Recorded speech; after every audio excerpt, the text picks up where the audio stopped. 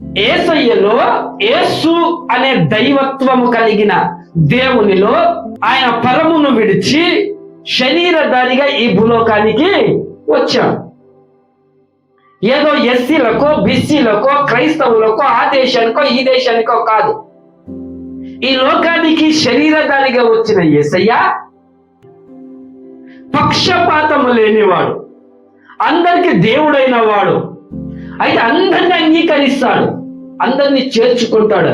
ప్రతి జనములోనూ ఆయనకు భయపడి నీతిగా నడుచుకునేవారు.